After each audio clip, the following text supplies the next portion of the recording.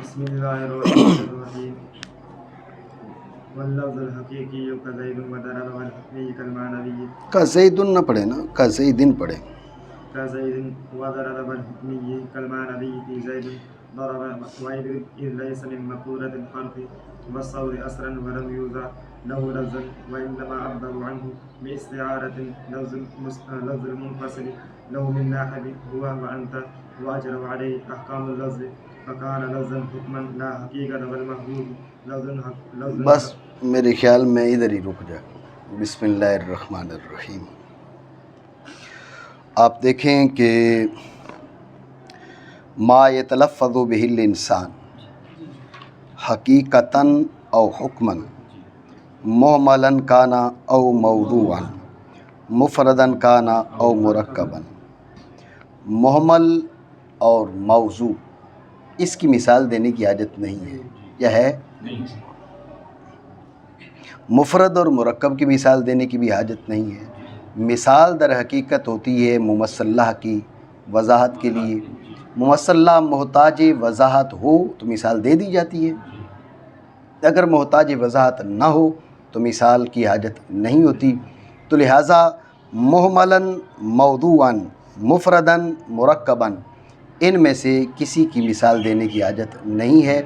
لیکن حقیقتاً او حکماً اس کی مثال دینے کی حاجت ہے، تو اس کی مثال دے رہے ہیں.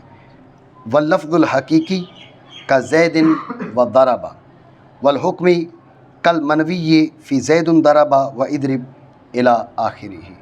توجہ ہے؟ دوبارہ سمجھیں توجہ سے. یہ جو گفتگو میں نے کی ہے اس میں اعتراض کا جواب بھی آ گیا. اعتراض یہ ہو سکتا ہے کہ جب مثال ہے، یہاں 6 چیزیں بیان کی ہیں: حقیقتاً، حکماً، محملاً، موضوعاً، مفرداً، مرکباً، جن میں سے مثال صرف 2 کی، باقی 4 کی نہیں. مثال یا تو سب کی دیتے یا کسی کی نہ دیتے، بعض کی دینا بعض کی نہ دینا. ٹھیک ہے؟ تو یہ ترجیح بلا مرجح. تو یہ اعتراض ہو سکتا ہے، تو اس کا جواب میں نے آپ کو بتا دیا کہ مثال ہے ممثلہ کی وضاحت کے لیے. جہاں پر ممثلہ محتاج وضاحت ہوگا وہاں مثال بھی دی جائے گی، جہاں ممثلہ محتاج وضاحت نہیں تو مثال نہیں دی جائے گی. تو محمل موضوع بالکل واضح سی بات ہے، مفرد مرکب بالکل واضح سی بات ہے. البتہ لفظ حقیقی اور لفظ حکمی یہ محتاج وضاحت تھا. اچھا، لفظ حقیقی بھی محتاج وضاحت نہیں ہے. اصل میں جو محتاج وضاحت ہے وہ لفظ حکمی ہے. جب لفظ حکمی محتاج وضاحت ہے تو لفظ حقیقی کی جو مثال ہے بطور مقابلہ دے دی، ورنہ لفظ حقیقی بھی محتاج وضاحت نہیں ہے. بات سمجھے؟ باقی محمل، موضوع، مفرد، مرکب یہ محتاج وضاحت نہیں تھے، اس لیے ان کی مثال نہیں دی. اور لفظ حقیقی بھی محتاج وضاحت نہیں، اس کی مثال کی بھی حاجت نہیں. تو بھئی پھر اس کی کیوں دی؟ یہ الگ اعتراض آپ بنا سکتے ہیں کہ وہ محتاج وضاحت کی اگر بات ہے تو پھر تو لفظ حقیقی بھی محتاج وضاحت نہیں ہے، اس کی مثال کیوں دی ہے؟ سمجھو؟ تو اس کا جواب یہ دیں گے کہ لفظ حقیقی محتاج وضاحت نہیں، لیکن لفظ حکمی محتاج وضاحت ہے. تو اب لفظ حکمی تھا محتاج وضاحت، لفظ حقیقی محتاج وضاحت نہیں، لیکن لفظ حقیقی کی مثال بطور مقابلہ دے دی. یا بئی طور کے جیسے کہا جاتا ہے الاشیاء تعرف بازدادہا، حکمی کی ضد حقیقی تھی تو حقیقی کی بھی مثال دے دی تاکہ حکمی کی پہچان ہو جائے. تو حقیقی کی جو مثال ہے وہ حقیقی محتاج وضاحت نہیں ہے، حکمی محتاج وضاحت ہے. حکمی اس کے ساتھ مقابلہ یا حکمی کی ضد ہونے کی طور پر اس کی مثال دے دی، لفظ حقیقی کی بھی لفظ حکمی کی بھی. برخلاف محمل، موضوع، مفرد، مرکب یہ تو بالکل واضح سی باتیں محتاج وضاحت نہیں ہیں، اس لیے ان کی مثالیں بھی نہیں دی. ٹھیک ہے؟ بر لفظ حقیقی کی مثال بھی دی، لفظ حکمی کی مثال دی. حقیقی کی مثال دی زید، لفظ حقیقی ہے. ضربہ لفظ حقیقی ہے. اور حکمی زید ضربہ، ضربہ کے اندر جو مستتر ہے یہ حکمی ہے.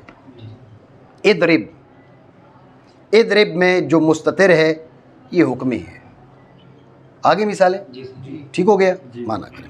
اور لفظ حقیقی جیسے زید اور ضربہ، اور لفظ حکمی جیسے زید ضربہ میں منوی تو یہاں پر داربا کے اندر منوی ہے، اور ادرب، ٹھیک ہے نا، زید داربا پورا جملہ جو ہے یہ معطوف علیہ ہے، اور ادرب اس پہ معطوف ہے، ٹھیک ہے.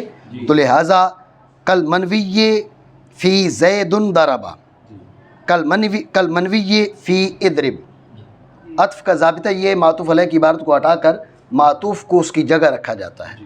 معطوف علیہ زید ضربا، اس کو ہٹا کر ادرب وہاں رکھیں گے. اب عبارت بنے گی کل منوی فی ادرب، ٹھیک ہے، جیسے زید ضربا میں منوی اور ادرب میں منوی. بات آ گئی ہے ذہن میں؟ ٹھیک ہو گیا؟ مانا کریں.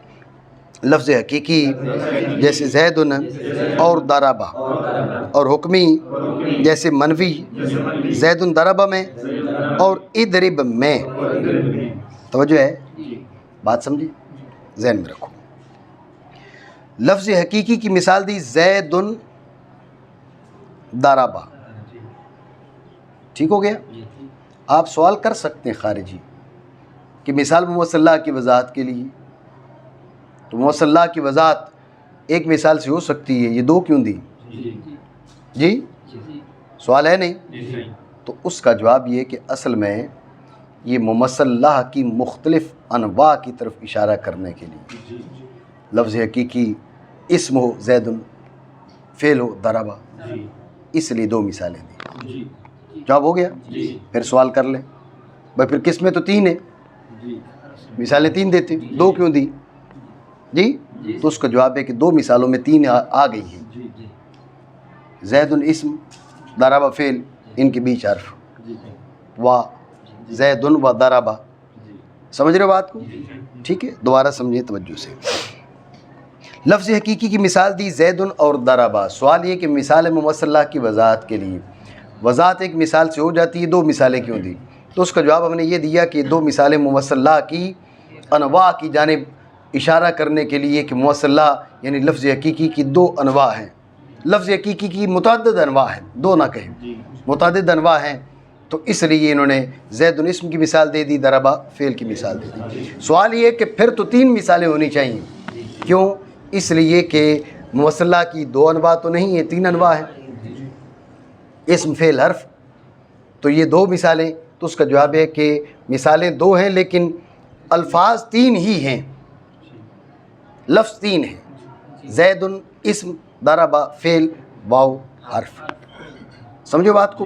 تو یہ جو مصنفین ہیں ان کے مزاج کی لطافت کہیں یا گفتگو کی لطافت کہیں کہ بسا اوقات ایک شے کے افادہ میں اور کئی افادات اس میں افادات کو گفتگو متضمن ہوتی ہے. اب مثالیں دو دیں، زید کا زید و ضربا، لیکن تینوں قسموں کی مثال آ گئی، اسم کی بھی، فعل کی بھی اور حرف کی بھی. بات ہے ہی ذہن میں. اور لفظ حقیقی جیسے زید اور ضربا، اور حکمی جیسے زید ضربا میں منوی اور ادرب میں منوی. بات سمجھے ہو؟ ٹھیک ہو گیا. تو یہاں پر بھی آپ سوال کر سکتے ہیں کہ یہ مثالیں دو کیوں ہیں، زید ضربا اور ادرب. تو جو ہے تو اس کا جواب یہ کہ منوی دو قسم کا، ایک وہ منوی جو ذکر متقدم کا محتاج، دوسرا وہ منوی جو ذکر متقدم کا محتاج نہیں. ایک وہ منوی جو ذکر متقدم کا محتاج، دوسرا وہ منوی جو ذکر متقدم کا محتاج ہے نہیں. تو ایک مثال ہے اس کی جو ذکر متقدم کا محتاج، زید ضربا. اب ضربا میں ہوا مستتر، ہوا تو مستتر نہیں ہے، جو بھی مستتر اس کو ہوا سے تعبیر کر رہے ہیں، لیکن وہ ذکر متقدم کا محتاج. پہلے زید کا ذکر ہوگا تو ہوا اس کی طرف لوٹے گا، اگر ذکر نہیں ہوگا تو اضمار قبل ذکر بن جائے گا، اس پر اعتراض بن جائے گا. ٹھیک ہے. دوسرا کیا ہے؟ دوسرا ہے منوی ادرب میں، یہ ذکر متقدم کو محتاج نہیں، آپ کے سامنے بیٹھا ہوا اور وہ کہہ رہے ادرب مار اس کو. سمجھ رہے بات کو؟ مانا کریں. اور حکمی جیسے منوی زید ضربا میں اور ادرب میں. اتنی بات آپ سمجھے نہیں سمجھے؟ دو مثالیں جو دی ہیں اس میں اس پر جو اعتراض ہے اس کا جواب بھی آ گیا. ٹھیک ہے. سوال یہ ہے کہ کہا زید ضرب، یہ لفظ حقیقی ہے، ٹھیک ہے، یہ تو لفظ حقیقی ہے، اس پر ہمیں کوئی اعتراض نہیں۔ پھر کہا کہ زید ضرب میں جو منوی ہے اس کو آپ نے کہا لفظ حکمی، اس کو لفظ حکمی کہنا درست نہیں ہے، اس کو لفظ حکمی کہنا درست نہیں ہے۔ کیوں؟ اس لیے کہ بات پہ توجہ دینا، لفظ کی تعریف کی، لفظ حقیقی کی تعریف کیا ہے؟ لفظ حقیقی کی تعریف یہ ہے کہ ما یتلفظ بہ الانسان حقیقتاً او حکماً، جس کا انسان تلفظ حقیقتاً کرے یا تلفظ حکماً کرے۔ تلفظ حکماً کرے تو جب بھی لفظ حقیقی، توجہ ہے، تو زید ضرب کے اندر جو منوی ہے، مستتر ہے، تلفظ اس کا حقیقی تو نہیں ہے، ٹھیک ہے، تلفظ حکمی تو ہے نا، نہیں ہے۔ جب تلفظ حکمی ہے تو پھر وہ لفظ حقیقی ہوا نہ ہوا؟ وہ لفظ حقیقی ہے تو شارح علیہ رحمہ کا اس کو لفظ حکمی میں شمار کرنا مناسب نہیں ہے۔ اعتراض سمجھے نہیں؟ دوبارہ سمجھیں توجہ سے۔ اعتراض یہ کہ زید اور ضرب کو لفظ حقیقی کہا، یہ بات درست ہے۔ زید ضرب میں جو مستتر ہے، منوی ہے، اسے لفظ حکمی کہنا درست نہیں ہے۔ اضرب میں جو مستتر ہے، منوی ہے، اس کو لفظ حکمی کہنا درست نہیں ہے۔ تفصیل اس اجمال کی ہے کہ لفظ حقیقی کیا ہے؟ لفظ حقیقی ہے ما یتلفظ بہ الانسان حقیقتاً او حکماً، جس کا انسان تلفظ کرے، حقیقتاً تلفظ کرے تو لفظ حقیقی، حکماً تلفظ کرے جب بھی لفظ حقیقی کی تعریف میں حکماً داخل ہے نا۔ ما یتلفظ بہ الانسان حکماً فهو لفظ حقیقی، تلفظ حکمی ہے لیکن لفظ حقیقی ہے۔ لفظ اصطلاحی کی بات ہو رہی ہے نا، لفظ لغوی کی بات نہیں ہو رہی۔ اصطلاح کا جو لفظ حقیقی ہے، تلفظ حقیقی ہے تو لفظ حقیقی ہے، تلفظ حکمی ہے لفظ جب بھی حقیقی ہے اصطلاح میں۔ تو جب اصطلاح میں یہ لفظ حقیقی ہے بہر صورت، تو اب بات یہ ہے کہ اب زید ضرب میں جو مستتر ہے، تلفظ حقیقی تو نہیں ہے، تلفظ حکمی ہے، نہیں ہے، تلفظ حکمی ہے۔ جب تلفظ حکمی ہے تو لفظ حقیقی کی تعریف میں داخل ہے۔ اضرب میں جو مستتر ہے، تلفظ حقیقی تو نہیں ہے لیکن تلفظ حکمی ہے، جب تلفظ حکمی ہے تو لفظ حقیقی کی تعریف میں داخل ہے۔ تو زید ضرب میں جو مستتر ہے یہ لفظ حقیقی ہے، اضرب میں جو لفظ مستتر ہے وہ لفظ حقیقی ہے، تلفظ اس کا حکمی ہے، لفظ حکمی نہیں ہے۔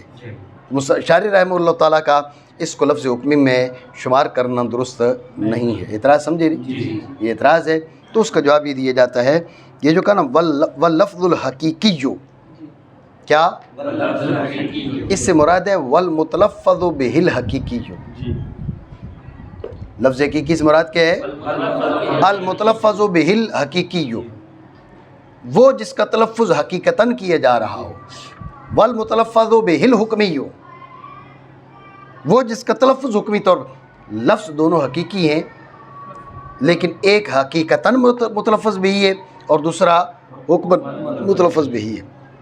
سمجھی بات؟ یعنی یہ جو مثالیں ہیں یہ لفظ حقیقی اور لفظ حکمی کی نہیں ہیں، یہ متلفظ بھی حقیقی اور متلفظ بھی حکمی کی ہے۔ جو آپ سمجھے نہیں؟ توجہ ہے؟ لیکن اس پر اعتراض ہوگا کہ لفظ بول کے متلفظ بھی کا ارادہ کیا، مجاز بنا نا، کرینہ، ٹھیک ہے؟ توجہ ہے؟ کون سا نام ہے تیرا؟ صحیح۔ آپ سے کسی نے پوچھا تھوڑا ہی تھا کہ آپ کا نام ڈالا ہے، کس کا ڈالا ہے؟ توجہ رکھیں۔ تو سوال یہ کہ لفظ بول کے متلفظ بھی کا ارادہ مجاز ہے، والمجاز لا بد له من قرینۃ، قرینہ کیا ہے؟ سمجھے سوال؟ تو اس کا جواب سمجھیں، اس کا جواب ایک قرینہ یہ ہے کہ یہاں پر جو تقسیم پہلے گزری نا، ما یتلفظ بہ الانسان حقیقتاً او حکماً، حقیقتاً او حکماً جو تقسیم تھی، جو تعمیم تھی، وہ تلفظ کی تقسیم ہوئی تھی۔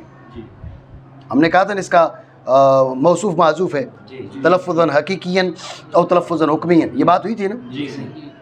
تو جو تعمیم یا تقسیم ہوئی تھی وہ تلفظ کی ہوئی تھی، لفظ کی نہیں ہوئی تھی۔ तलफ़ुज़ हकीकी हो या तलफ़ुज़ हुक्मी हो, लफ्ज़ की तकसीम हुई ही नहीं थी। हकीकतन और हुक्मन का ताल्लुक़ तलफ़ुज़ से था, लफ्ज़ से नहीं था। तो लिहाजा जब हकीकतन और हुक्मन का ताल्लुक़ तलफ़ुज़ से है तो अब ये आगे फिर जो मिसालें ये भी तलफ़ुज़ ही की होगी। समझी बात को? तलफ़ुज़ हकीकी जैसे ज़ैदुन और दरबा का, तलफ़ुज़ हुक्मी या तलफ़ुज़ मुतलफ़्फ़ज़ भी की मिसाल दे दी इन्होंने। बात समझे नहीं समझे? ये करीना है। करीना फिर क्या बना कि माक़बल में हकीकतन और हुक्मन जो है ये तामीम और तक़सीम तलफ़ुज़ की है, लफ्ज़ की है ही नहीं। जब लफ्ज़ की नहीं है, तलफ़ुज़ की है, तो अब ये आगे जो मिसालें हैं वो भी तलफ़ुज़ के एतबार से होंगी, लफ्ज़ के एतबार से नहीं होंगी। दोबारा समझिए तवज्जो से। एतराज़ ये था कि भाई हुक्मी में जो ज़ैदुन दरबा में जो मनवी है इसको लफ्ज़ हुक्मी करार दिया, इधर में जो मनवी है उसे लफ्ज़ हुक्मी करार दिया। लफ्ज़ हुक्मी तो नहीं है, इस पर लफ्ज़ हकीकी की तारीफ़ साजी की तो लफ्ज़ हकीकी है। अज़राह लुगत भले हुक्मी हूँ, बात तो यहाँ पर इस्तिलाह की हो रही ना। इस्तिलाह में जिसका तलफ़ुज़ हुक्मी वो लफ्ज़ हकीकी, तो ये लफ्ज़ हकीकी ज़ैदुन दरबा में मुस्ततिर लफ्ज़ हकीकी तलफ़ुज़ हुक्मी है। इधर में जो मुस्ततिर है वो लफ्ज़ हकीकी तलफ़ुज़ हुक्मी है। तो फिर ये मिसाल बनाना लफ्ज़ हुक्मी की दुरुस्त नहीं। तो उसका जवाब दिया कि ये अल-लफ्ज़ुल हकीकी से मुराद है अल-मुतलफ़्फ़ज़ बिल हकीकिय्यु, हुक्मी से मुराद है अल-मुतलफ़्फ़ज़ बिल हुक्मिय्यु। ठीक हो गया, ये जवाब हो गया। इस जवाब पर फिर सवाल था कि लफ्ज़ बोल के मुतलफ़्फ़ज़ भी के रद्द मजाज और मजाज के लिए करीना की हाजत। करीना क्या है? तो करीना हमने ये बनाया, उसका जवाब करीना ये है कि माक़बल में हकीकतन और हुक्मन का ताल्लुक़ लफ्ज़ से है ही नहीं, है ही तलफ़ुज़ से। तलफ़ुज़न हकीकियन और तलफ़ुज़न हुक्मियन, तलफ़ुज़ हकीकी हो या तलफ़ुज़ हुक्मी हो, जब ये हकीकतन और हुक्मन का ताल्लुक़ ही तलफ़ुज़ से हुआ, हकीकतन और हुक्मन का ताल्लुक़ तलफ़ुज़ से हुआ ना, लफ्ज़ से नहीं हुआ, तलफ़ुज़ से हुआ। जब तलफ़ुज़ से हुआ तो फिर मिसालें भी तलफ़ुज़ के एतबार से होंगी, लफ्ज़ के एतबार से नहीं होंगी। बात समझे नहीं? मान करें। और लफ्ज़ हकीकी जैसे ज़ैदुन और दरबा, तो फिर अब हासिल माना क्या बने? मुतलफ़्फ़ज़ बिल हकीकी, वो लफ्ज़ जिसका तलफ़ुज़ हकीकतन हो, वो लफ्ज़ जिसका तलफ़ुज़ हुक्मन हो। ठीक है। और मुतलफ़्फ़ज़ भी हकीकी जैसे ज़ैद और दरबा, और मुतलफ़्फ़ज़ भी हुक्मी जैसे ज़ैदुन दरबा में मनवी और इदरिब में मनवी। तो जो है नहीं है जी, तो जो रखें। अब इसमें तो तफसील की कोई हाजत नहीं है कि ज़ैदुन लफ्ज़ हकीकी है, मुतलफ़्फ़ज़ भी हकीकी है, और दरबा मुतलफ़्फ़ज़ भी हकीकी है। इसमें तफसील की कोई हाजत नहीं है। समझ रहे हैं आप बात को? अब ज़ैदुन दरबा के अंदर जो मुस्ततिर है वो हुक्मी है, मुतलफ़्फ़ज़ भी हुक्मी है। इधर में जो मुस्ततिर है वो मुतलफ़्फ़ज़ भी हुक्मी है। पहले आपको बताया कि मोहताज वज़ाहत है ही यही, मुहम्मल मौजू मुफरद मुरक्कब, हत्ता के लफ्ज़ हकीकी भी मोहताज वज़ाहत नहीं है। मोहताज वज़ाहत सिर्फ़ और सिर्फ हुक्मी है। हकीकी की जो मिसाल दी है बतौर मुकाबला या बतौर अल-अश्या तुरफ़ बिअज़दादिहा, समझ रहे हो ना बात को? तो लिहाजा असल जो मोहताज वज़ाहत है वो ये मरहला है, कौन सा? लफ्ज़ हुक्मी का। तो लिहाजा ज़ैदुन दरबा में जो मुस्ततिर है और इदरिब में जो मुस्ततिर है, इसके बारे में समझो कि ये हुक्मी कैसे है। तो यहाँ दावे दो है इनायतुल्लाह, दावे दो हैं। नंबर एक, ये हकीकी नहीं है। नंबर दो, ये हुक्मी है। नंबर एक, हकीकी नहीं है। नंबर दो, हुक्मी है। और ज़हन में रखें, मनवी मोहताज जो लफ्ज़ हुक्मी है, मुतलफ़्फ़ज़ भी हुक्मी, ये मोहताज वज़ाहत इसलिए भी है, वो जो लफ्ज़ माज़ूफ़ है ना, आगे चल के बात आएगी, जो महज़ूफ़ है वो मुतलफ़्फ़ज़ भी हकीकी है। देखो ना, ज़ैदुन दरबा में जो मुस्ततिर है हम उसका तलफ़ुज़ नहीं कर रहे, समझ रहे बात को? वस्अलिल क़रिया, इसमें अहल का तलफ़ुज़ हम नहीं कर रहे, वस्अल अहलल क़रिया, वस्अलिल क़रिया, यहाँ पर अहल का तलफ़ुज़ हम नहीं कर रहे। ज़ैदुन दरबा में जो मुस्ततिर है उसका तलफ़ुज़ नहीं कर रहे, लेकिन ज़ैदुन दरबा में जो मुस्ततिर है ये मुतलफ़्फ़ज़ भी हुक्मी है, वस्अलिल क़रिया ये मुतलफ़्फ़ज़ भी हकीकी है। اب یہاں پر بھی محتاجی ہے وضاحت کی. بھئی یہ کون سی بات ہے؟ تلفظ واسأل القریہ اس میں اہل کا تلفظ وہاں پر بھی نہیں ہے. زید ضرب میں ہوا کا تلفظ یہاں پر بھی نہیں ہے. بات یہ ہے کہ واسأل القریہ اہل کا تلفظ نہیں، لیکن آپ اس کو متلفظ بھی حکمی نہیں کہہ رہے، حقیقی کہہ رہے. زید ضرب ہوا کا تلفظ نہیں، لیکن آپ اس کو حقیقی حکمی کہہ رہے. وجہ فرق. اگر بات یہ مذکور نہیں ہے اس لیے ہم نے حکمی کہہ دیا، اس میں تو دونوں شریک ہیں. تو وجہ کیا ہے؟ وہ حقیقی واسأل القریہ میں اہل جو ہے وہ متلفظ بھی حقیقی ہے. اضرب میں جو مستتر ہے وہ متلفظ بھی حکمی ہے. یہ بھی وجہ ہے جو محتاج وضاحت ہے تاکہ فرق پتہ چلے حکمی میں اور معزوف میں ان میں کیا فرق ہوتا ہے. بات ہے یہ ذہن میں. تو لہٰذا یہاں دو دعوے ہیں، ان دعووں کی وضاحت کریں گے. سب سے پہلے یہ حقیقی نہیں ہے. یہاں پر تم کو فرق واضح ہو جائے گا منوی میں اور محذوف میں. حقیقی نہیں ہے. دوسرا دعویٰ ہے بے حقیقی نہیں، حکمی ہے. تو دونوں باتیں یہاں پر ثابت کرنا پڑیں گی. پہلا دعویٰ کیا ہے؟ حقیقی نہیں ہے، یعنی زید ضرب میں جو مستتر ہے وہ متلفظ بھی حقیقی نہیں ہے. اضرب میں جو مستتر ہے وہ متلفظ بھی حقیقی. پہلے اس دعویٰ کو سمجھو. توجہ ہے. حقیقی نہیں ہے. اذ تعلیلیہ، یہ اذ کبھی تعلیل کے لیے بھی ہوتا ہے، ٹھیک ہے نا. تو یہ وہ اذ ہے، یہ اذ تعلیلی ہے. اذ لیس من مقولۃ الحرف والصوت اصلا، لفظ حقیقی نہیں ہے. تو جو ہے لفظ حقیقی نہ ہونے کی کیا دلیل ہے؟ کہا بھئی لفظ حقیقی جو ہے مقول حرف و صوت سے ہوتا ہے. یہ تو مقول حرف و صوت سے نہیں ہے. اس کے لیے کوئی لفظ وضع ہی نہیں کیا گیا. بات سمجھے؟ تم کہو گے بھئی یہ جو ہوا اور یہ انتا وغیرہ یہ جو بولتے ہو، کہا یہ تو استعارتاً بولتے ہیں ہم، یہ ان کے لیے وضع تھوڑے کیے گئے. یہ ہے خلاصہ اس کا. یہ لفظ حقیقی نہیں ہے، متلفظ بھی حقیقی نہیں ہے. سمجھ رہے ہو بات کو؟ پہلا دعویٰ کیا ہے؟ متلفظ بھی حقیقی نہیں ہے. اس کی کیا دلیل ہے؟ اذ لیس من مقولۃ الحرف والصوت اصلا، یہ مقول حرف و صوت سے نہیں ہے، بالکل نہیں ہے. اس کے لیے لفظ کی وضع ہی نہیں ہے، کوئی لفظ اس کے لیے وضع ہی نہیں کیا گیا. سمجھ رہے ہو بات کو؟ تم کہو گے بھئی یہ جو بولتے ہو بھئی اس میں ہوا مستتر ہے، اس میں انتا مستتر ہے، کہہ رہے ہیں یہ ہم نے استعارتاً بولنا ہوتا ہے، یہ استعارتاً بول دیتے ہیں. ٹھیک ہے نا. یہ ہوا جو ہے اس کے لیے موضوع نہیں ہے. زید ضرب کے اندر جو مستتر ہے نا ہوا اس کے لیے موضوع نہیں ہے. اضرب میں جو مستتر ہے انتا اس کے لیے موضوع نہیں ہے. یہ ہم مجازاً اس پہ اطلاق کر دیتے ہیں، استعارتاً اطلاق کر دیتے ہیں. یہ موضوع نہیں ہے اس کے لیے.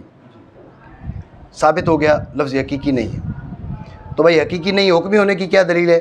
کہا وَأَجْرَوْا عَلَيْهِ احکام اللفظ، لفظ کے احکام تو جاری ہیں نا جی. کیا کہتے ہیں بھئی؟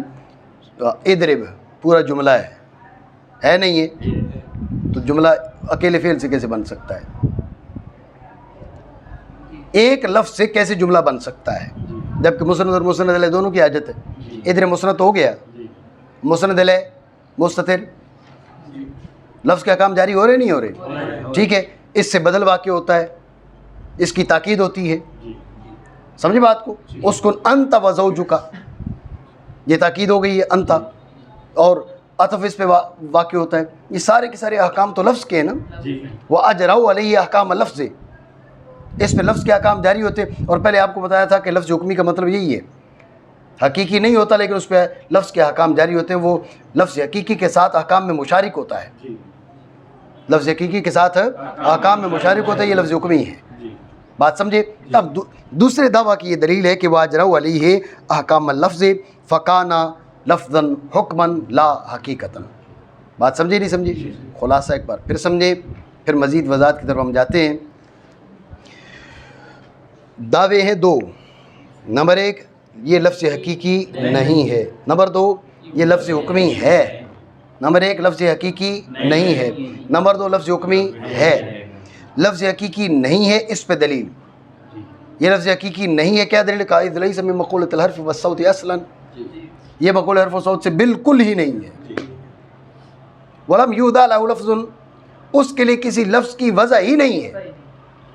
اب بیچ میں کو اٹھا اس نے کہا بھائی وہ جو کر رہے ہیں بھائی زید ضرب میں ہوا مستتر ہے، اضرب میں انت مستتر ہے وغیرہ وغیرہ، کہا کہ یہ جو ہے یہ مجازن اس کو بول دیا جاتا ہے. مزید تفصیل اس پہ کریں گے، بات کریں گے، ابھی خلاصہ بتا رہا ہوں، ٹھیک ہے. تو یہ مجازن اور استعارتاً بول دیتے ہیں، یہ الفاظ اس کے لیے موضوع نہیں ہے. ٹھیک ہو گیا. تو جب یہ کوئی بھی لفظ اس کے لیے موضوع نہیں ہے، مقول حرف و صوتی سے نہیں ہے، تو پھر لفظ حقیقی نہ ہوا، لفظ حقیقی نہ ہوا. اب یہ بات ثابت ہو گئی کہ یہ لفظ حقیقی نہیں ہے. حقیقی نہیں ہے تو حکمی ہونے کی کیا دلیل ہے؟ کہتے ہیں بھئی ہم نے تمہیں بتایا تو حکمی ہے کیا؟ حکمی ہے جو حقیقی کے ساتھ احکام میں مشارک ہو. حکمی کیا ہے؟ جو حقیقی کے ساتھ احکام میں مشارک ہو، شریک ہو. اور وہ اجرا علیہ احکام لفظ، لفظ کے احکام تو اس پہ جاری ہے، اس سے بدل واقع ہوتا ہے اور اس پہ عطف ڈلتا ہے وغیرہ وغیرہ، مسند الیہ واقع ہوتا ہے، دیگر اس کے احکام موجود ہیں. جب اس پر لفظ حقیقی کے متلفظ بھی حقیقی کے احکام جاری ہیں تو یہ دلیل ہے اس بات کی کہ حقیقی اگرچہ نہیں ہے لیکن حکمی ہے، جبھی تو اس پہ احکام جاری ہیں. بات سمجھے ہو؟ مانا کر کیونکہ نہیں ہے مقول حرف اور صوت سے بالکل، اور نہ ہی وضع کیا گیا اس کے لیے کوئی لفظ. اب یہ سوال تھا بھئی یہ جو بولے جاتے ہوا انتا وغیرہ، اور تعبیر کیا نحات نے اس کو منفصل کے لفظ کے اس کے لیے استعارہ کے ذریعے ہوا اور انتا کی امثال سے. یہ پہلا دعویٰ پورا ہو گیا. اور جاری کیے اس پر لفظ کے احکام تو بنا لفظ حقیقی، لفظ حکمی نہ کہ حقیقی، یعنی متلفظ بھی حکمی نہ کہ متلفظ بھی حقیقی. خلاصہ سمجھ آگے بات کا؟ ٹھیک ہو گیا. اس کے بارے میں میں نے آپ کو بتا دیا کہ اذ لیس من مقولۃ الحرف والصوت اصلا، وجہ ہے یہ مقول حرف و صوت سے بالکل ہی نہیں ہے، یہ لفظ حقیقی نہیں. دعویٰ پہلا یہ کہ یہ لفظ حقیقی نہیں، متلفظ بھی حقیقی نہیں. متلفظ بھی حقیقی کے لیے ضروری ہے کہ وہ مقول حرف سے ہو. کیا ہو؟ جب وہ مقول حرف سے نہیں، وہ باب حروف سے خارج ہے. ٹھیک ہے، تو جب باب حروف سے خارج ہے تو لہٰذا وہ لفظ حقیقی نہیں ہے. بات ہے یہ سر؟ خارجی سوال سمجھے، بات میں مزید وضاحت ہوگی. اعتراض یہ ہے کہ یہاں پر صوت کا جو ذکر ہے وہ بلا حاجت ہے، استدراک ہے، اضافی ہے، غیر ضروری ہے. سمجھ رہے بات کو؟ اس لیے کہ حرف کیا ہے؟ حرف ہے صوت یعتمد علی المخارج. چلے اس بات کو بعد میں بیان کرتے ہیں. اعتراض یہ کہ جب وہ مقول حرف سے نہیں تو لفظ نہیں، جب مقول حرف سے نہیں تو لفظ نہیں. تو اذ لیس من مقولۃ الحرف، اذ لیس من مقولۃ الحرف، صرف یہ کہنے سے بات تو واضح ہو گئی کہ وہ لفظ حقیقی نہیں. الصوت کہنے کی کیا حاجت ہے؟ اعتراض سمجھے نہیں؟ دوبارہ سمجھیں توجہ سے. اعتراض یہ ہے کہ انہوں نے کہا اذ لیس من مقولۃ الحرف والصوت اصلا، یہ مقول حرف و صوت سے بالکل ہی نہیں ہے. اعتراض یہ ہے کہ یہاں پر الصوت کا جو ذکر ہے یہ اضافی ہے، غیر ضروری ہے، یہ استدراک ہے، اس کی کوئی حاجت نہیں تھی. جب کہہ دی اذ لیس من مقولۃ الحرف، یہ مقول حرف سے نہیں، بات مکمل ہو گئی. مقول حرف سے نہیں تو لفظ نہیں، بات ختم. الصوت کہنے کی کیا حاجت ہے؟ اعتراض بنا نہیں؟ اس کا جواب پہلے اجمالی پھر تفصیلی. اجمالی جواب یہ ہے کہ اصل میں الصوت جو ہے وہ عام ہے حرف سے. صوت کیا ہے؟ عام ہے حرف سے. تو پہلے کہا اذ لیس من مقولۃ الحرف، پہلے تو خاص کی نفی کی، پھر عام کی نفی کر دی. اور یہ جو عام کی نفی ہے یہ تم نے کہا نا بھئی حاجت نہیں تھی، ہم کہہ رہے ہیں یہ ازرہ مبالغہ ہے. پہلے ہم نے تمہیں کہا کہ مقول حرف سے نہیں، تو کسی کے ذہن میں آ سکتا تھا حرف نہیں ہے صوت ہو سکتی ہے، حرف نہیں ہے صوت ہو سکتی ہے، حرف نہیں ہے صوت ہو سکتی ہے، کہا کہ یہ صوت بھی نہیں ہے، اس کے لفظ حقیقی نہ ہونے کی بطور مبالغہ نفی کی، اس کے لفظ حقیقی ہونے کی بطور مبالغہ نفی کی، لیس من مقولۃ الحرف والصوت اصل، بالکل ہی نہیں ہے، ٹھیک ہے نا۔ اب اعتراض کیا تھا کہ یہ اضافی ہے، ان کا اضافی نہیں ہے، یہ عام ہے، اور اخص کے ذکر کے بعد عام کا ذکر اس لیے کیا تاکہ نفی میں مبالغہ حاصل ہو، توجہ ہے۔ یہ اجمالی تقریر ہے۔ تفصیل اس اجمال کی یہ ہے کہ حرف کی دو طرح سے تعریف کی جاتی ہے۔ حرف کی ایک تعریف یہ کی جاتی ہے کہ صوت یعتمد علی المخارج، صوت یعتمد علی المخارج، وہ آواز جو مخارج پر معتمد ہو، یعنی آواز پھر عام ہو گئی نا، صوت معتمد بر مخارج اور صوت غیر معتمد بر مخارج، یہ دونوں صوت تو ہیں لیکن ان میں سے ایک حرف ہے دوسرا حرف نہیں ہے، دوسرا صرف صوت ہے، ٹھیک ہے۔ تو لیس من مقولۃ الحرف، لیس من مقولۃ الحرف، جب کہا لیس من مقولۃ الحرف، اب ایک صوت کی نفی ہوئی، بس صوت دوسری کی بھی نفی ہو گئی، مبالغہ حاصل ہوا نہیں۔ ایک حرف کی تعریف یہ ہے کہ صوت یعتمد علی المخارج، وہ آواز جو معتمد بر مخارج ہو، سمجھ رہے بات کو۔ اور ایک حرف کی تعریف یہ کی جاتی ہے الکیفیت العارضۃ للصوت، کیا؟ الکیفیت العارضۃ للصوت، الکیفیت العارضۃ للصوت، آواز کو عارض ہونے والی کیفیت۔ ابھی صوت عام ہے، ایسا نہیں ہے؟ صوت اب بھی عام ہے، صوت اب بھی عام ہے، کیونکہ صوت کو ایک مخصوص کیفیت جو ہے وہ حرف کہلاتی ہے۔ صوت عام ہے اور صوت کو عارض ہونے والی جو کیفیت ہے وہ مخصوص ہے، وہ حرف ہے، بات ہے یہ ذہن میں۔ بہر صورت صوت عام ہے، کس سے؟ حرف سے۔ ایک بات ذہن میں رکھ لینا، الکیفیت العارضۃ للصوت، حرف کی یہ تعریف ہو تو یہاں صوت معنی مصدری میں ہے، الکیفیت العارضۃ للصوت، اگر تعریف حرف کی یہ کریں تو صوت معنی مصدری میں ہے، صوت یعتمد علی المخارج، حرف کی یہ تعریف کریں تو اب یہ جو صوت بولا نا ہم نے، اس صوت کی یہی تعریف ہے الکیفیت العارضۃ للصوت، نہیں سمجھے؟ جب آپ حرف کی تعریف کریں گے صوت یعتمد علی المخارج، تو یہ کون سی صوت ہے؟ یہ مصدری نہیں ہے، یہ والی ہے الکیفیت العارضۃ للصوت۔ حرف کی تعریف وہ بنے گی تو صوت کی تعریف یہ بن جائے گی الکیفیت العارضۃ للصوت، سمجھ رہے ہو نہیں؟ الکیفیت العارضۃ للصوت، حرف کی یہ تعریف بنائیں تو اب صوت مصدری معنی میں ہے، اس تعریف میں جو صوت وارد ہو رہا ہے الکیفیت العارضۃ للصوت، یہ صوت کیا ہے؟ یہ مصدری معنی میں ہے، سمجھ رہے بات کو۔ لیکن اگر آپ حرف کی تعریف بدل دیں اور کہیں صوت یعتمد علی المخارج، یہ حرف ہے، اس تعریف کے اندر جو صوت آیا یہ مصدری معنی میں نہیں ہے، اس کے معنی کیا ہے؟ یہی معنی ہے الکیفیت العارضۃ للصوت، جسے ہم نے حرف کی تعریف قرار دیا نا وہی صوت کی تعریف بن جائے گا، بات ہے یہ ذہن میں۔ بہرحال جو حرف ہے وہ اخص ہے اور صوت کے وہ اہم ہے، ٹھیک ہے۔ جب کان لیس من مقولۃ الحرف، یہ مقول حرف سے نہیں، تو اب اخص کی نفی ہوئی۔ ذہن میں رکھیں مقول حرف سے نہیں ہوگا تو لفظ حقیقی نہیں ہوگا، لیکن جب کہا نا لیس من مقولۃ الحرف، وہ صوت ہی نہیں ہے، حرف تو حرف ہے نا، یہ صوت ہی نہیں ہے۔ جب یہ صوت ہی نہیں ہے، نہ معنی مصدری کے لحاظ سے صوت ہے، نہ معنی اصطلاحی کے لحاظ سے صوت ہے، تو پھر لفظ حقیقی کیسے ہو سکتا ہے؟ تو یہ جو اس کا ذکر ہے یہ نفی میں مبالغہ کے لیے ہے، بات سمجھے نہیں؟ ایک بار پھر سمجھیں۔ اعتراض یہ تھا کہ یہ مستدرک ہے، اضافی ہے، اس کی حاجت نہیں ہے، سمجھ رہے بات کو؟ تو اس کا جواب جو ہے اجمالی، اس کی تقریر یہ ہے کہ یہ نفی میں مبالغہ کے لیے ہے، اس لیے کہ حرف اخص ہے اور صوت عام ہے۔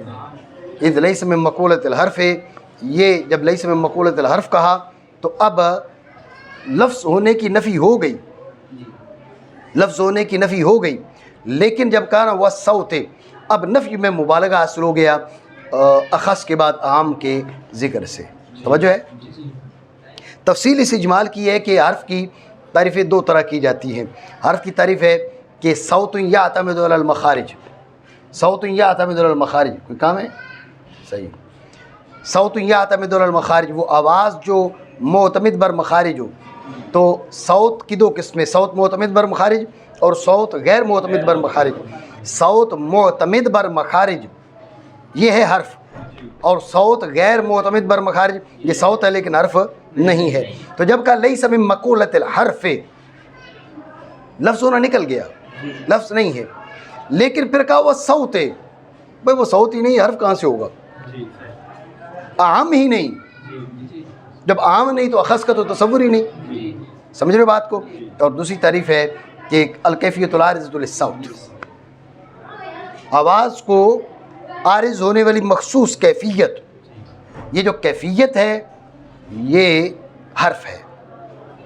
سمجھے بات کو؟ الکیفیت العارضۃ للصوت. اب صوت تو مطلق ہے، اس کو عارض ہونے والی جو مخصوص کیفیت ہے یہ حرف کہلائے گا. اب بھی صوت عام ہے. سمجھ رہے بات کو؟ اب بھی صوت عام ہے، تو لہٰذا کیا کیا جائے گا؟ اب جب حرف نہیں تو لفظ نہیں، لیکن صوت کی نفی کریں گے. اب بطور عام نفی ہوگی، عام کی نفی ہوگی تو اخص کی پہلی نفی ہے، عام کی نفی ہے تو اخص کی نفی بہر حال ہے. بات سمجھے نہیں سمجھے؟ یہاں پر تمہیں یہ بات بتائی تھی کہ صوت یعتمد علی المخارج اور الکیفیت العارضۃ للصوت، دونوں جگہ صوت کے معنی الگ ہیں. الکیفیت العارضۃ للصوت میں صوت معنی مصدری میں ہے، اور صوت یعتمد علی المخارج یہاں پر صوت معنی مصدری میں نہیں ہے، بلکہ یہ الکیفیت العارضۃ للصوت یہ وہ صوت ہے. بات سمجھے نہیں؟ ٹھیک ہو گیا؟ معنی کریں کیونکہ نہیں ہے مقول حرف و صوت سے بالکل. توجہ ہے. آپ کہہ سکتے ہیں ٹھیک ہے جی معنی مبالغہ ہے، اس مبالغہ کی ضرورت کون سی تھی؟ باسط ہے. تو اس مبالغہ کی حاجت کون سی تھی؟ سوال ہے نہیں ہے. ہم نے مانا مبالغہ ہے، لیکن اس مبالغہ کی کیا حاجت تھی؟ اگر مبالغہ کی حاجت نہیں تو پھر ہمارا اعتراض تو برقرار ہے نا بھائی، اضافی ہے، غیر ضروری ہے. ہم نے یہی تو کہا تھا جی، اس مبالغہ کی تو حاجت ہی کوئی نہیں تھی. سمجھے؟ اس کی حاجت ہے. حاجت کیا ہے؟ جب کہا نا اذ لیس من مقولۃ الحرف، اذ لیس من مقولۃ الحرف، یہاں پر حرف سے کیا مراد ہے؟ صوت یعتمد علی المخارج یا الکیفیت العارضۃ للصوت، حرف سے یہ مراد ہے. لیکن یہ وہم ہو سکتا ہے بھئی حرف سے مراد وہ اسم فعل کا مقابل مراد لے رہے ہو. بھئی یہ جو زید ضرب مستتر ہے نا یہ حرف نہیں ہے. بھئی چلو ٹھیک ہے اسم ہوگا. اضرب میں جو مستتر ہے وہ حرف نہیں ہے، چلو اسم ہوگا. بھئی حرف نہیں ہے اسم ہو سکتا ہے نا، تو جب اسم ہے تو متلفظ بھی حقیقی ہو سکتا ہے. حرف کے معنی وہ ہے کیا؟ الکیفیت العارضۃ للصوت یا صوت یعتمد علی المخارج. اب سمجھ رہے ہو بات کو؟ حرف کے معنی اسم اور فعل کا مقابل نہیں ہے، لیکن وام ہو سکتا تھا، اس لیے صوت کا بھی ذکر کر دیا تاکہ اس وام کا ازالہ ہو جائے اور یہ معلوم ہو جائے کہ حرف سے مراد اسم اور فعل کا مقابل نہیں ہے، بلکہ صوت کا جو اخص ہے وہ مراد ہے. بات سمجھے نہیں؟ باسط توجہ کر، پھر سمجھو دھیان سے. سوال یہ ہے کہ بھئی ٹھیک ہے یہ ہم نے مان لیا یہ نفی ازرائے مبالغہ ہے. مبالغہ تن نفی کے لیے انہوں نے کیا کیا؟ انہوں نے صوت حرف کے بعد صوت کا بھی ذکر کر دیا. لیکن ہمارا سوال یہ ہے کہ اس مبالغہ کی حاجت تھی؟ اس مبالغہ کی حاجت تھی؟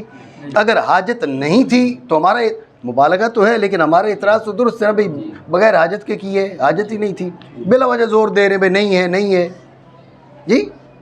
تو اگر زائد بر حاجت کلام کی جائے، آپ نے علم معنی میں پڑھا ہوگا بھائی ابتدائی ہوتی ہے، طلبی ہوتی ہے وغیرہ وغیرہ، اگر زائد بر حاجت کلام کی جائے تو وہ فصاحت اور بلاغت کے تقاضوں کے منافی ہوتی ہے. معنی مبالغہ ہے، حاجت ہے اس کی، اگر حاجت ہے تو پھر ٹھیک ہے مبالغہ، اگر حاجت نہیں تو ہمارا اعتراض درست ہے کہ بھئی بلا حاجت ہے، اضافی ہے، مستدرک ہے. تو اس مبالغہ کی یہاں پر کیا حاجت ہے؟ تو اس کا جواب ہے کہ یہاں حاجت ہے اس کی، اجمالی جواب، اس مبالغہ کی حاجت تھی۔ تفصیل اس اجمال کی یہ ہے کہ جب کہا نا اذ لیس من مقولۃ الحرف، تو حرف یہاں پر اسم اور فعل کا مقابل نہیں ہے۔ حرف کے معنی آپ صوت یا اعتمد المخارج کریں یا الکیفیت العارضۃ للصوت کہیں کریں، کوئی بھی آپ کر سکتے ہیں، لیکن حرف بمعنی جو مقابل ہے اسم اور فعل کا وہ مراد نہیں ہے۔ لیکن وام کی حد تک تو ہو سکتے ہیں نا، وہ اصطلاح چل رہی ہے نا، اصطلاح میں حرف کے مخصوص معنی ہے اسم اور فعل کا مقابل، اور یہ مشہور معنی ہے، معروف معنی ہے۔ جب مشہور اور معروف معنی یہ ہے حرف کیا ہے اسم اور فعل کا مقابل، تو اب کہا نا اذ لیس من مقولۃ الحرف، زید ضرب میں جو مستتر ہے وہ حرف نہیں ہے۔ بھائی حرف نہیں ہے اسم ہوگا یار، ہم نے کب حرف کہا ہے؟ ہم تو بولتے ہیں اس کو اس میں مسند ہے جو بنا رہے ہیں، ٹھیک ہے۔ حرف نہ ہونے سے تم نے لفظ ہی نکال دیے، بھائی لفظ حقیقی نہیں ہے۔ اب جو کلام عرب میں حرف نہیں ہے کیا وہ متلفظ بھی حقیقی نہیں ہے؟ تو یہ وام ہو سکتا ہے بھائی ادھر میں جو مستتر ہے وہ حرف نہیں ہے۔ انہوں نے کہا ہم نے کب حرف کہا، ہم نے تو اس کو اسم بولا ہے۔ حرف نہ ہونے سے وہ تلفظ حقیقی سے کیسے نکلا؟ تو یہ وام ہو سکتا تھا، اس لیے انہوں نے کہا کہ والصوت اصلاً، تاکید کے لیے بتا دیا کہ حرف نہیں ہے تو صوت بھی نہیں ہے، اور اشارہ کر دیا یہاں حرف سے اسم اور فعل کا مقابل نہیں ہے، بلکہ صوت کا جو اخص ہے وہ مراد ہے، یعنی الکیفیت العارضۃ للصوت یا صوت یعتمد علی المخارج۔ تو حاجت بنی نہ بنی؟ توجہ ہے، مانا کریں، کیونکہ نہیں ہے منوی حرف و صوت کے مقولہ سے، بالکل ہی نہیں ہے، کسی حال میں بھی نہیں ہے۔ یہ بالکل کسی حال میں، اصل میں وہ جو محذوف ہے نا اس کو الگ کرنا چاہتے ہیں۔ محذوف کا کبھی تلفظ کر لیا جاتا ہے، اس کے لفظ کی وجہ بھی ہوتی ہے، توجہ ہے نا، اس کا کبھی تلفظ کر لیا جاتا ہے اور کبھی اس کی وجہ بھی ہوتی ہے، سمجھ رہے ہو؟ تو جب اس کا کبھی تلفظ کر لیا جاتا ہے، اس کے لفظ کی وجہ بھی ہوتی ہے، اس کے بارے میں کہا اصلاً کبھی بھی نہیں، یا اس مقام پہ آ کے جدا ہوا، سمجھے بات کو؟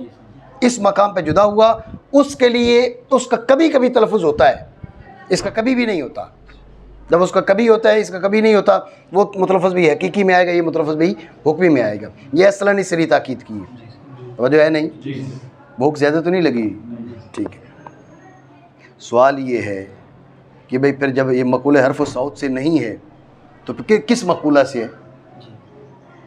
جی جو مقولات عشر ہیں ان میں سے کس مقولہ، جور تو نہیں ہے، آراز کے جو 9 مقولے ہیں ان میں سے کس مقولہ سے ہے؟ توجہ ہے؟ تو علامہ اسام الدین رحمۃ اللہ تعالی علیہ نے کہا بھئی یہ کسی ایک مقولہ سے نہیں ہوتا، یہ کسی ایک مقولہ سے نہیں ہوتا، کبھی واجب ہوتا ہے، کبھی ممکن ہوتا ہے، وغیرہ وغیرہ، ٹھیک ہے۔ تو ان کی گفتگو کا حاصل یہ ہے، دیکھیں گے ضمیر کس کی طرف لوٹ رہی ہے، تو جو ہے ضمیر کس کی طرف لوٹ رہی ہے۔ ضمیر لوٹے واجب کی جانب، واجب ہے، ضمیر لوٹے ممکن کی جانب، زید ضرب، اب ضرب میں ہوا کا مرجی زید ہے، اب یہ جور ہے، سمجھ رہے بات کو؟ یہاں پر علامہ اسام الدین نے یہ کہا کہ اگر ضمیر لوٹے لفظ کی جانب، ضمیر کس کی طرف لوٹے؟ ضمیر لوٹے لفظ کی جانب، تو اب یہ مقولہ حرف و صوت سے بھی بن گیا ہے۔ اب کیا یہ بن گیا مقولہ حرف و صوت سے؟ آپ نے کہا لیس من مقولۃ الحرف والصوت، یہ اصلاً کی تاکید پھر آپ کی ٹھیک نہیں رہی۔ عمومی طور پر یہ مقولہ حرف و صوت سے نہیں ہوتا، لیکن بعض اوقات مقولہ حرف و صوت سے ہو سکتا ہے، ضمیر جدھر لوٹے، بات سمجھے؟ سوال کیا تھا کہ جب مقولہ حرف و صوت سے نہیں تو پھر کس مقولہ سے ہے؟ تو علامہ اسام الدین نے کہا کہ دیکھیں گے کہ ضمیر کس کی جانب لوٹ رہی ہے۔ علامہ اسام الدین کی کلام کا حاصل یہ ہے کہ یہ کسی مخصوص مقولہ سے نہیں ہوتا، یہ واجب بھی ہو سکتا ہے، ممکن بھی ہو سکتا ہے، ٹھیک ہے نا، اور मकुल हर्फ सौत से भी हो सकता है वगैरह वगैरह। देखा जाएगा कि वो जो मनवी है उसका मर्जे क्या है, वो ज़मीर लौट किसकी तरफ रही है, तो जो है नहीं, उसका मर्जे क्या है। अगर उसका मर्जे वाजिब है तो अब ये वाजिब है, मुमकिन है तो मुमकिन। उसका मर्जे क्या है, उसका मर्जे लफ्ज़ है। अल्लामा इसामुद्दीन कहते हैं अब ये मकुल हर्फ सौत से भी है। लिहाजा ये जो अल्लामा जामी अलैहिर्रहमा ने कह दिया ना लईसा मिन मक़ूलतिल हर्फ वस्सौत, असलन ये तामीम ठीक नहीं है। अल्लामा इसामुद्दीन का कहना ये है, तो जो है नहीं है, तो जो है तो ये फिर ये अल्लामा जामी भी आ गए पकड़ में, ये क्या कह दिए लईसा मिन मक़ूलतिल हर्फ वस्सौत असलन। तो इतराज़ बना अल्लामा जामी पर नहीं यही। तो चलो अब हम अल्लामा जामी की किताब पढ़ा रहे हैं, जवाब तो देना चाहिए ना हमको, हैं। तो असल में आप समझें कि अल्लामा इसामुद्दीन इसफ़राइनी रहमतुल्लाह ताला अलैह का ये जो गुफ्तगू है ये मुनासिब नहीं है। उनका ये कहना कि भाई ये फ़लाँ मक़ूला से होता है, फ़लाँ मक़ूला से होता है। बात ये है कि यहाँ बात हो रही है कि ज़ैदुन दरबा में जो मनवी है वो किस मक़ूला से है। अल्लामा इसफ़राइनी बता रहे हैं उसका मर्जे किस मक़ूला से है। नहीं समझे, ज़ैदुन दरबा में हुआ ज़मीर का मर्जे ज़ैद हुआ, समझे बात को। अब ज़ैद जौहर है, ज़ैद जौहर है ना, दरबा में जो मुस्ततिर है वो जौहर है, समझ रहे बात को। इदरिब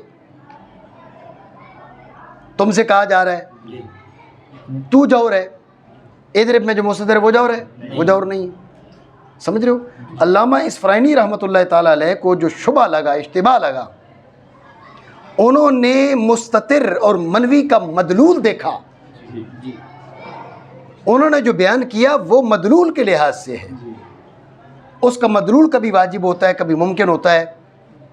अगर उसका मदलूल वो लफ्ज़ हो तो अब उसका मदलूल मक़ूल हर्फ सौत से होता है। यहाँ पर अल्लामा जामी रहमतुल्लाह ताला अलैह ने मदलूल की बात नहीं की, दाल की बात की है। खुद मनवी की अपनी बात की है। बात समझ रहे हो नहीं। और अगर आपको नहीं मदलूल अगर है वाजिब है तो फिर हम इसको भी वाजिब कहेंगे, तो फिर इसमें जलालत को ले लेना अल्लाह, इसको फिर मक़ूल हर्फ सौत से ना बनाएं, इसको भी वाजिब वजूद करार दें, इसमें जलालत को, समझ रहे हो बात को। तो वाजिब वजूद तो ज़ात बारी ताला है ना। यहाँ पर यानी दाल में और मदलूल में फ़र्क है। अल्लामा जामी रहमतुल्लाह ताला अलैह ने वो जो मनवी है, जो दाल है, उसके बारे में कहा कि लैसा मिन मक़ूलतिल हर्फ वस्सौत असलन। अल्लामा इसामुद्दीन को इश्तिबा लगा मदलूल से, कह रहे कभी ज़मीर का मर्जे फ़लाँ होता है, कभी फ़लाँ होता है, कभी फ़लाँ होता है, वो होते हैं लेकिन वो तो मदलूल बनेंगे ना। उनके मक़ूला हर्फ सौत से होने से या किसी और मक़ूला से होने से ये लाजिम नहीं आता कि उनका जो दाल है वो भी उसी मक़ूला से हो। आप जो अल्फाज हकीकी हैं, मुतलफ़्फ़ज़ भी हकीकी हैं, उनको देख ले। अब मुतलफ़्फ़ज़ भी हकीकी जितने भी हैं सारे मक़ूल हर्फ सौत से है ना। उनका मदलूल कभी वाजिब है, कभी मुमकिन है, कभी हादिस है, कभी कदीम है, कभी अर्ज़ है, कभी जौर है, समझ रहे हो बात को। तो मदलूल के अर्ज़, जौर, वाजिब, मुमकिन, हादिस, कदीम ये होने से ये अल्फाज हकीकिया मक़ूल हर्फ सौत से निकल जाएंगे, वाजिब बन जाएंगे? ऐसा तो कुछ भी नहीं होगा।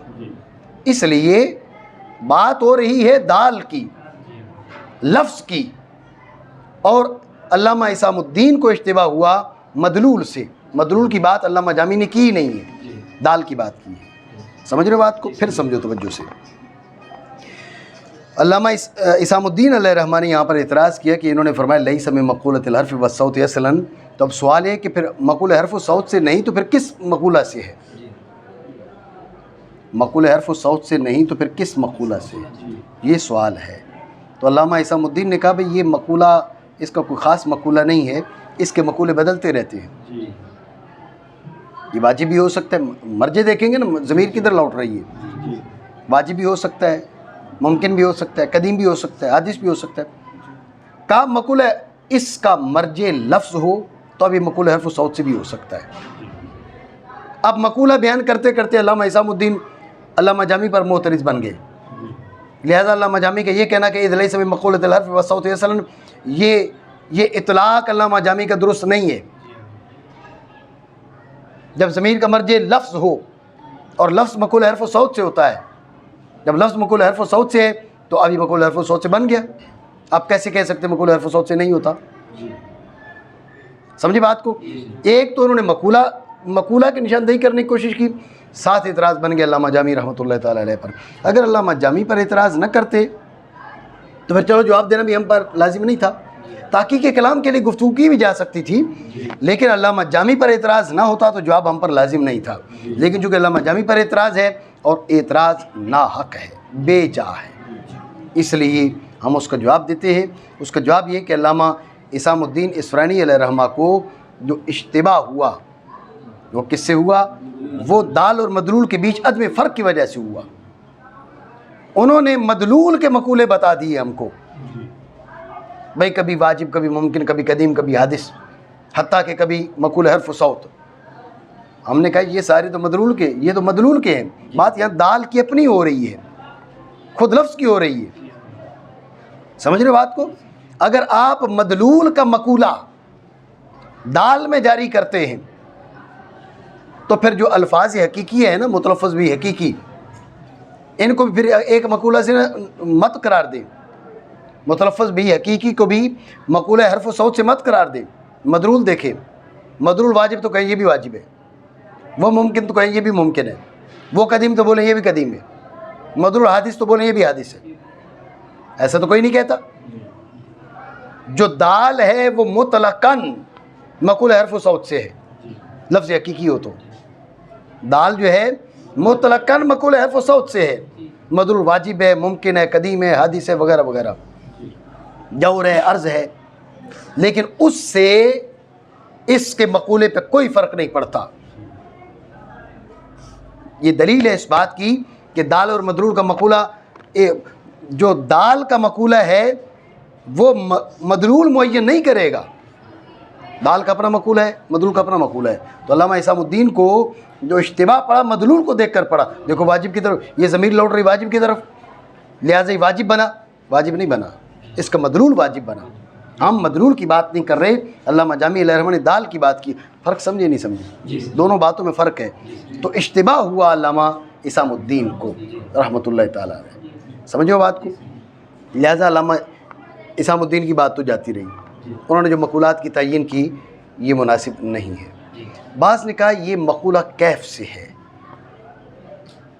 یہ کیا ہے؟ مقولہ کیف سے ہے. کیوں؟ کہا کہ بات یہ ہے کہ یہ جو تعمیم ہے،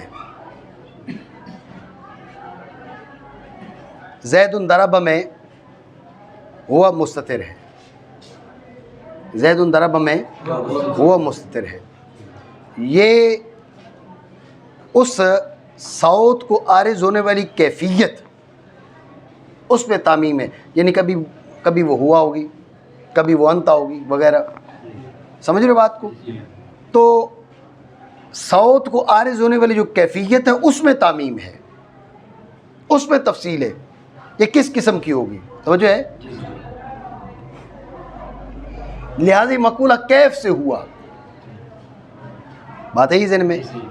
لیکن یہ بات بھی جاندار نہیں ہے. آگے چلیں گے تو بات اور واضح ہو جائے گی. ٹھیک ہے؟ علامہ عبدالغفور علیہ رحمہ نے فرمایا مجھے پتہ ہی نہیں کس مقولہ سے ہے. جان چھوٹی نا، وہ پتہ ہی نہیں ہے. علامہ حسام الدین اصفہانی علیہ رحمہ نے فرمایا کاش کہ ان کو میری بات پہنچ جاتی. ٹھیک ہے؟ اب مثال بڑوں کے بیچ ایسی دینی نہیں چاہیے، لیکن ایک بندہ تحریریں لکھتا ہے اور کہتا ہے کہ کاش فلاں کو میری تحریر پہنچ جائے. ٹھیک ہے نا؟ تو خود اس کی اپنی تحریر یہ ہوتی ہے کہ خود اسی سے بیان کروائیں تو اس کو نہیں آتی. ٹھیک ہے نا؟ سمجھ گئے نا کس کی بات کر رہا ہوں؟ میرے پاس آیا تو میں نے کہا یہ جو حوالہ دی یہ کتاب کس کی ہے؟ اب ڈھونڈنے لگے کہ اس کو پتہ ہی نہیں کتاب کس کی ہے. ٹھیک ہے؟ مناظرہ کرنے آیا. ٹھیک ہے؟ تو اب یہ پتہ نہیں کہ کتاب کس کی ہے. تو کہتا ہے کاش میری تحریر فلاں تک پہنچ جائے تو لہٰذا میں اس کو میری تحریر پڑھ کے ہدایت نصیب ہو جائے۔ تو یہ چھوٹے لوگوں کی بات ہے، یہ تو بڑے ہیں۔ علامہ اسام الدین اصفہانی علیہ رحمہ بڑے محقق آدمی تھے، ٹھیک ہے نا۔ تو جو عصمت ہے وہ نبیوں کا خاصہ ہے، وہ فرشتوں کا خاصہ ہے، باقی بعد والوں کو عصمت نصیب نہیں ہے، ایسا ہو جاتا ہے۔ لیکن جو علامہ اصفہانی علامہ اسام الدین کی یہاں پر کلام ہے، آپ نے جو گفتگو کی، کہا کہ کاش جو ہے نا، ادھر ہے نا اشیاء اسام الدین کا، ہاں، تو آپ نے کہا بھئی میری گفتگو جو ہے پہنچ جائے اس کو، علامہ عبدالغفور کو، تو علامہ عبدالغفور نے سیدھا جو ہے نا وہ کہا، انہوں نے کہا مجھے معلوم نہیں ہے یہ کس مقولہ سے ہے، میں اس بات کو نہیں جانتا، ٹھیک ہے۔ یہاں پر جو گفتگو کی ہے علامہ سیالکوٹی علیہ رحمہ نے، انہوں نے بڑی مناسب گفتگو کی۔ ان کی گفتگو کا حاصل یہ ہے کہ یہ مقولات کے تحت داخل ہی نہیں، کسی بھی مقولہ کے تحت داخل نہیں، ٹھیک ہے۔ یہ نہ جور میں داخل ہوگا، نہ عرض میں داخل ہوگا، نہ اسی طرح فعل، انفعال، کیف، کم وغیرہ کسی مقولہ کے تحت داخل نہیں۔ اس کی وجہ سمجھیں۔ علامہ عبدالحکیم سیالکوٹی علیہ رحمہ کا یہ کہنا ہے کہ بات یہ ہے، توجہ رکھنا، کہ یہاں پر ایک کلمہ کا اعتبار کیا گیا، ایک کلمہ کا اعتبار کیا گیا، کس کے لیے؟ فاعل پر دلالت کے لیے۔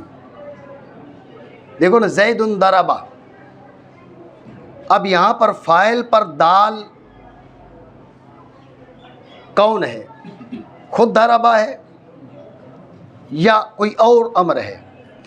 اگر آپ کہیں خود ضربہ ہے، خود ضربہ ہے، خود ضربہ ہی فاعل پر دال ہے،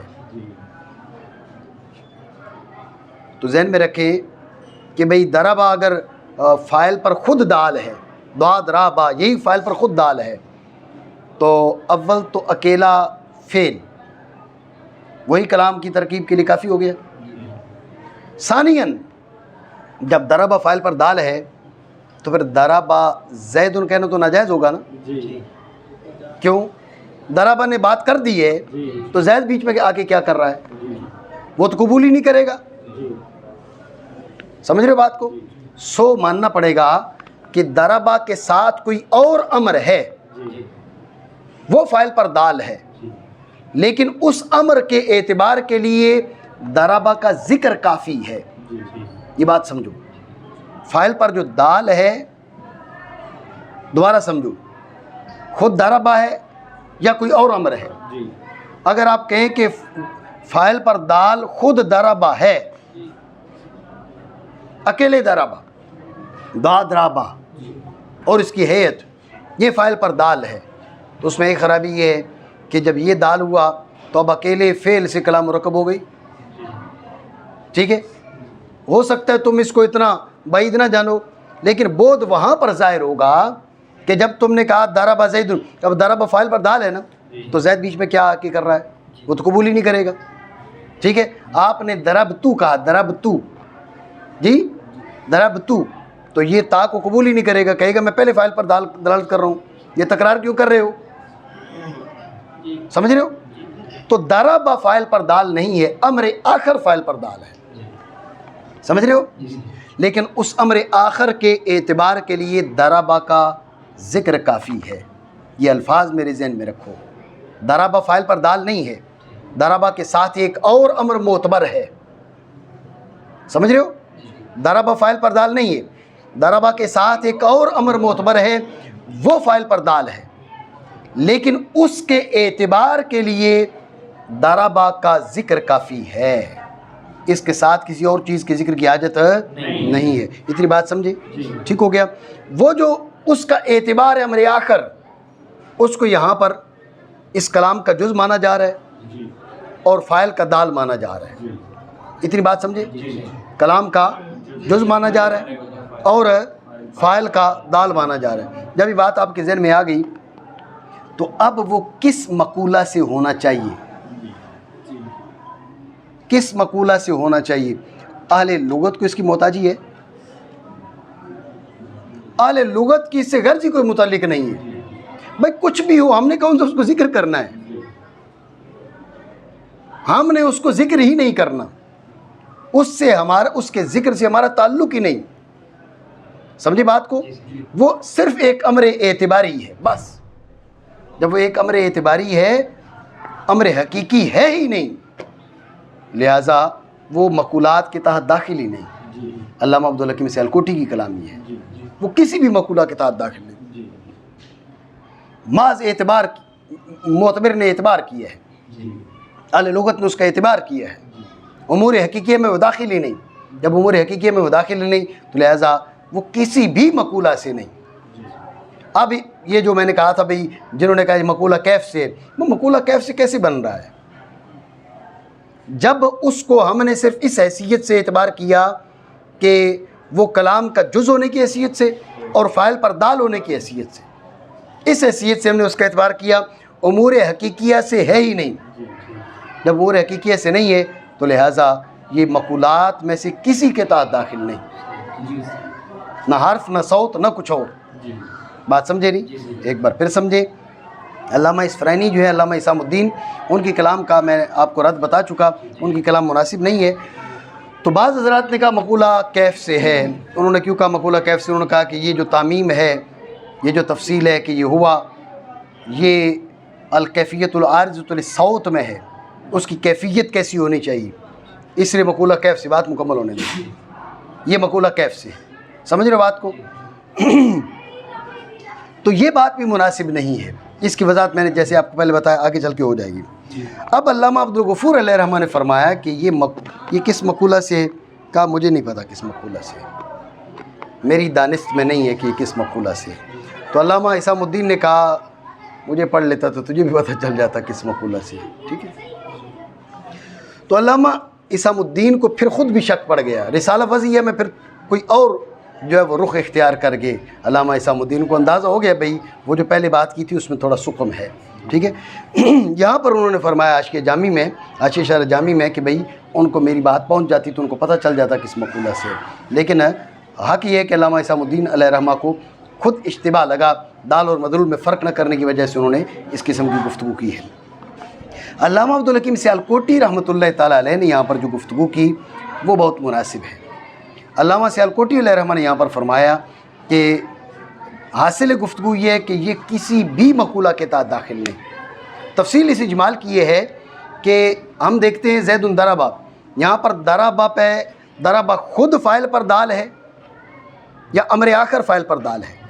اگر آپ ضربہ کو خود فاعل پر دال مانیں، پہلی خرابی یہ ہوگی اکیلے فعل جو ہے وہ کلام کی ترکیب کے لیے کافی، یہ اجماع نحات کے خلاف.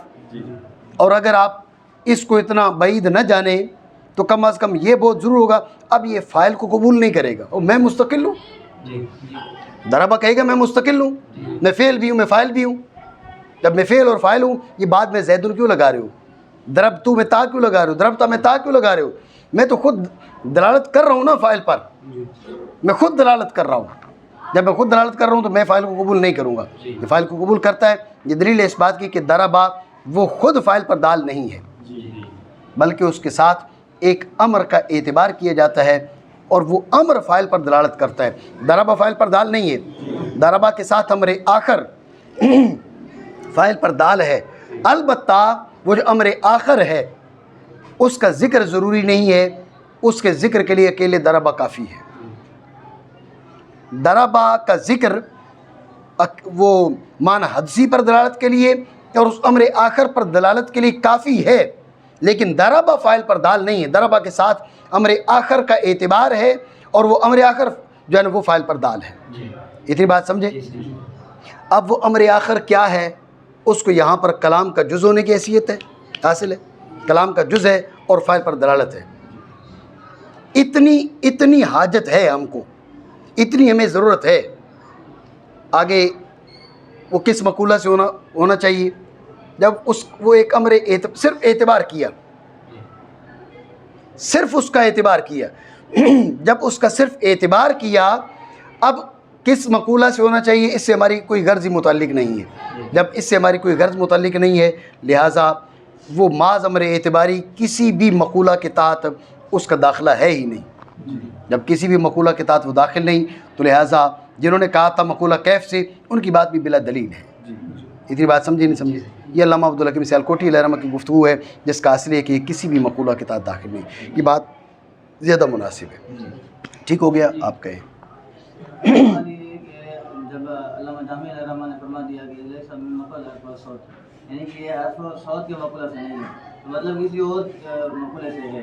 پھر علامہ عبدالحکیم صاحب نے فرمایا کہ یہ جو ہے کہ مقولہ کسی بھی مقولے سے نہیں ہے، تو یہ پھر کہنا درست نہیں ہوگا نا کہ حرف و صوت سے نہیں ہے۔ نہیں، ایسا نہیں ہے۔ علامہ جامی رحمۃ اللہ تعالیٰ علیہ نے کہا کہ مقول حرف و صوت سے نہیں ہے، یہ نہیں کہا کہ کسی اور سے ہے۔ علامہ جامی نے مقول حرف و صوت سے ہونے کی نفی کی ہے، ٹھیک ہے، صرف اتنی بات کی ہے۔ آیا کسی مقولہ سے ہے یا نہیں ہے، اس کی تو علامہ جامی علیہ رحمہ نے بات ہی نہیں کی، ٹھیک ہے۔ آپ یہ کہہ سکتے ہیں کہ بھئی اگر کسی بھی مقولہ سے نہیں تھا تو پھر مقولہ حرف و صوت ہی کی نفی کیوں بالخصوص، یہ کہا جا سکتا ہے۔ لیکن اس کا جواب یہ ہے کہ بھئی مقولہ تو یہ ہے تو کسی بھی مقولہ سے نہیں، لیکن مقولہ حرف و صوت کی بالخصوص نفی اس لیے کہ دعویٰ کیا تھا کہ یہ لفظ حقیقی نہیں، تو لفظ حقیقی نہ ہونے کے لیے مقولہ حرف و صوت کی نفی ضروری تھی۔ سرے سے مقولات کی نفی ضروری نہیں تھی، اس کی علامہ جامی نے بات نہیں کی، چونکہ دعویٰ تھا کہ مقول یہ لفظ حقیقی نہیں، متلفظ بھی حقیقی نہیں، اور اس کے لیے مقولہ حرف و صوت کی نفی ہو جاتی تو یہ بات ثابت ہو جاتی، کیونکہ علامہ جامی کی کلام اس دعویٰ کے اس بات کے لیے ہے، اس لیے مقولہ حرف و صوت کا ذکر کیا۔ ٹھیک ہو گیا؟ ہاں، تو دوبارہ سمجھے کہ علامہ جامی علیہ رحمہ نے فرمایا کہ لیس من مقولۃ الحرف والصوت اصلاً، اس کا یہ مطلب نہیں ہے کہ مقولہ حرف و صوت سے نہیں، تو علامہ جامی یہ بتانا چاہ رہے ہیں کسی اور سے ہے۔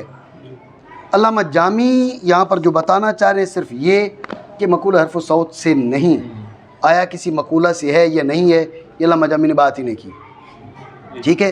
رہا یہ وہم کہ بھئی اگر کسی بھی مقولہ کے تحت داخل نہیں، تو جامی علیہ رحمہ کو یہ کہنا چاہیے تھا بھئی کسی مقولہ کے تحت داخل نہیں۔ بالخصوص حرف و صوت کی نفی کا کیا مطلب ہے؟ بالخصوص حرف و صوت کی نفی کا مطلب ہے بھئی کسی نہ کسی مقولہ کے تحت تو داخل ہے، البتہ وہ مقولہ حرف و صوت سے نہیں ہے۔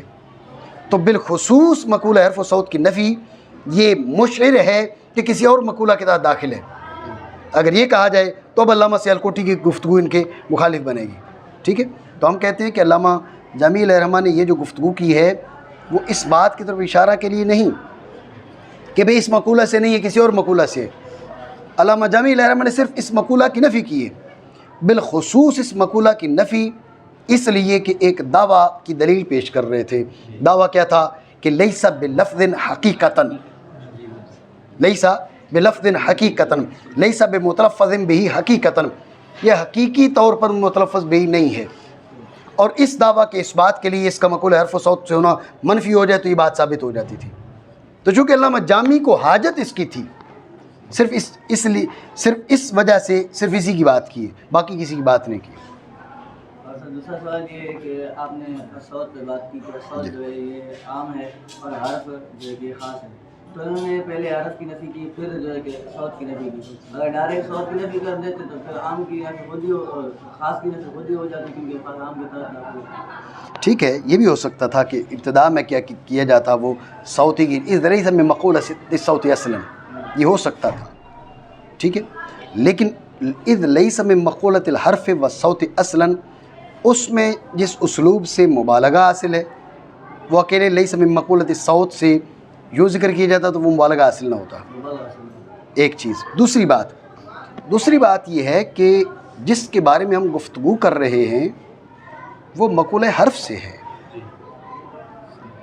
صرف مقولہ صوت سے نہیں، مقولہ صوت کی قسم حرف سے ہے، ٹھیک ہے نا۔ حرف سے لفظ کا جو تعلق ہے وہ بلا واسطہ ہے، ٹھیک ہو گیا۔ جب یہ لفظ حقیقی ہے، متلفظ بھی حقیقی ہے، متلفظ بھی حقیقی جو ہے یہ مقولہ حرف سے شمار ہوتا ہے، مقولہ حرف پھر آگے مقولہ صوت میں شمار ہوتا ہے، ٹھیک ہو گیا۔ تو اب جو حرف کا تعلق ہے یہ بلا واسطہ ہے اس کے ساتھ، کس کے ساتھ؟ لفظ حقیقی کے ساتھ۔ تو لفظ حقیقی کی نفی کے لیے حرف کی نفی چاہیے تھی، حرف کی نفی کر دی۔ تو اب اگر کہتے ہیں صوت کی نفی کرتے نفی جب بھی ہو جاتی، لیکن صوت کا اس سے تعلق کس لحاظ سے جا کر ہوتا؟ ایک قسم کے لحاظ سے، اور حرف کا اس سے تعلق بلا واسطہ ہے، قسم کے لحاظ سے نہیں ہے۔ اس سے پہلے حرف کی بات کی، کہا جس کے ساتھ اس کا تعلق ہے یہ وہی نہیں ہے، وہ کیا اس سے عام بھی نہیں ہے، بھائی وہ انسان نہیں، انسان کو جب وہ تو حیوان بھی نہیں ہے۔ کسی کے انسان ہونے کی نفی ہو تو حیوان کی نفی کریں تو انسان کی نفی ہو جائے گی، لیکن پہلے انسان کی صرف نفی کی کیونکہ وہ قسم انسان سے ہے۔ حیوان کی ایک نوع بنتی ہے، اس لیے پہلے ہم نے اس کی جو بلا واسطہ جس کے ساتھ اتصال اس کی نفی کی، اب جو اس سے عام ہے اس کی نفی کر دی، اس لیے انہوں نے یہ اسلوب اختیار کیا۔ ٹھیک ہو گیا؟ ٹھیک ہے جی، مانا کریں، کیونکہ نہیں ہے مقولہ حرف و صوت سے بالکل۔ آگے چلیں یا باسط سے پوچھیں نا، ہیں آپ کی مرضی، کیا کہہ رہے ہیں؟ آپ کی مرضی میں۔ ٹھیک ہے۔